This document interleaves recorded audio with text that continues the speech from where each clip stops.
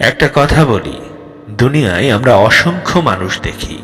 কেউ ধনী, কেউ গরিব, কেউ শক্তিশালী, কেউ সাধারণ, কেউ হাসি খুশি, কেউ নীরব।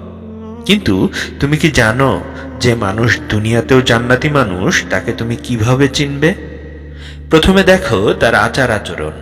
যে মানুষ সদা সত্য কথা বলে, যে মানুষ নিষ্ঠার সঙ্গে নামাজ পড়ে, যে মানুষ সবার সাথে ভদ্র ও সহানুভূতিশীল, তার অন্তর ধৈর্য আর আল্লাহর প্রতি ভরসায় পূর্ণ।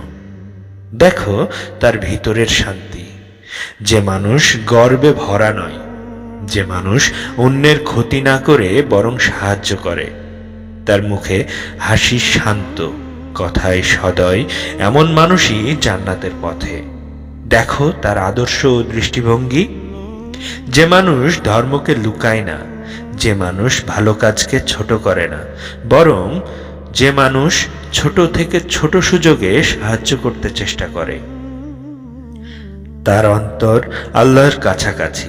সবচেয়ে বড় চিহ্ন, যে মানুষ পরীক্ষায়ও ধৈর্য হারায় না, যে মানুষ দুঃখে ও বিপদে আল্লাহর উপর ভরসা রাখে, যে মানুষ সত্যিই জান্নাতের জন্য তৈরি হয়, সেই মানুষই সত্যিই জান্নাতের জন্য প্রস্তুত।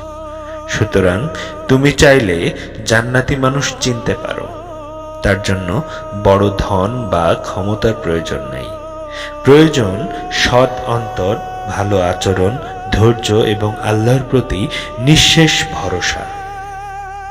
তুমি নিজেও সেই পথে চলো। যতটা সম্ভব ভালো হও, সদা সত্য কথা বলো, নিরন্তর আল্লাহর পথে থাকো। কারণ মনে রেখো, যে দুনিয়াতেও জান্নাতের চিহ্ন রাখে, সেই মানুষ শেষ পর্যন্ত আল্লাহর কাছে সবচেয়ে কাছাকাছি হয়। তাই প্রিয় বান্দা, চেষ্টা করো আল্লাহর পথ ধরে চলতে। সত্যিই জান্নাতের পথে যাত্রা শুরু হয় এখান থেকেই।